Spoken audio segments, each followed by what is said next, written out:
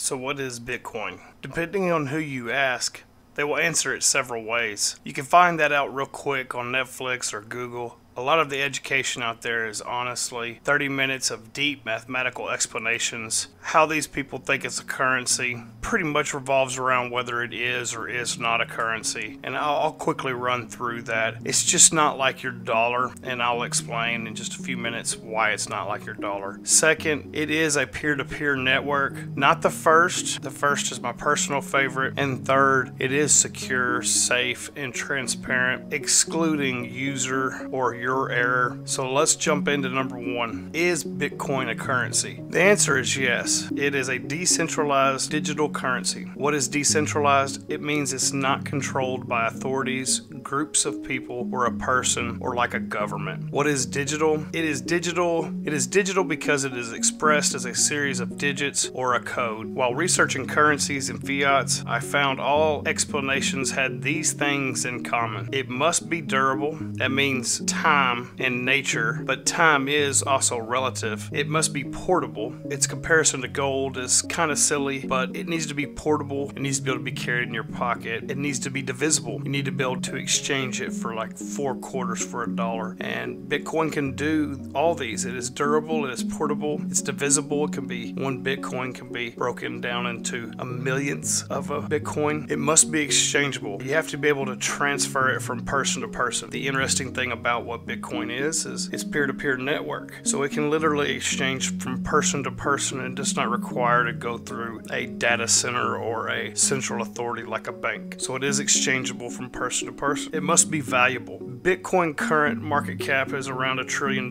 meaning it is very profitable for people to participate in the Bitcoin market because of its value. Part of its value is also its use, because Bitcoin miners are paid Bitcoin to move the information. They're also the ones that validate and make any person-to-person transaction official. And it also must be limited. If it's unlimited or infinite in supply, then it will devalue over time. You see that kind of now with the US currency, as it is no longer backed by gold, and it is a true fiat currency now, where they literally just keep making more and more of it, so it makes it less and less valuable. But most importantly, can you actually use it? Because if no one will take it, then it's really pointless. Honestly, it's easier to tell you who don't accept than it is to tell you who does. Russia made it illegal to use as a currency, which can make sense in a lot of ways, and I'll explain more here in a minute. China cracked down on mining, and many countries still don't have systems that restrict, regulate, or ban the cryptocurrency. In the United States, you can use it at Dish Network, Microsoft, Tesla accepted it for a short time, and Overstock, and many more also are accepting Bitcoin. My only question is why would you use Bitcoin to buy something? Because it has the potential of becoming more valuable. Hence why the United States government chose to back its US currency with gold, because they knew if they collected gold, that gold would grow in value over time, and that would make it easier to monetize their cash, because they knew gold's price would grow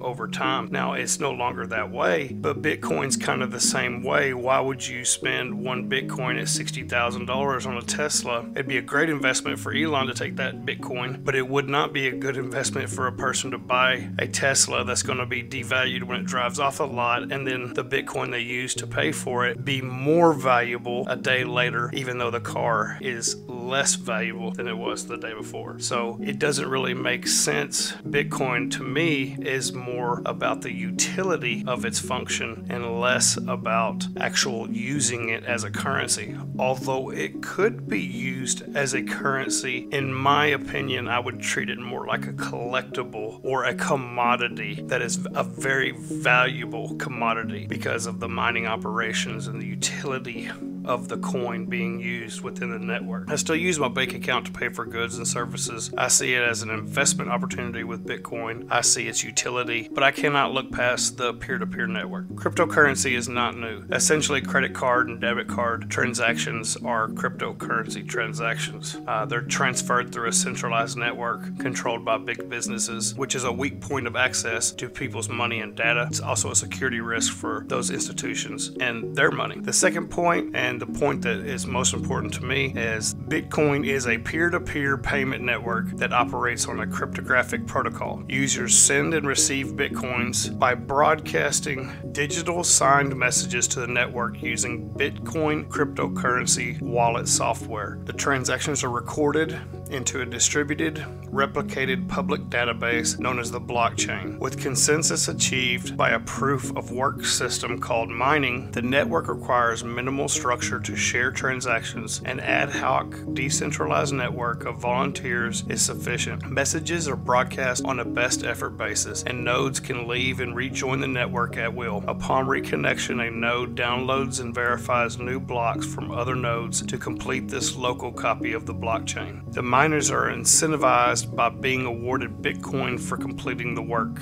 The security of it. Various potential attacks on the Bitcoin network and its use as a payment system, real or theoretical, have been considered. The Bitcoin protocol includes several features that protect it against some of those attacks, such as unauthorized spending, double spending, forging Bitcoins, and tampering with the blockchain. Other attacks, such as theft of private keys, passwords, and PIN codes, require due care by users. Never give your private keys, passwords, and PIN codes to anyone, maybe not even your own wife. Just kidding. Please subscribe, turn on notifications, like, and share. Peace. I'm out.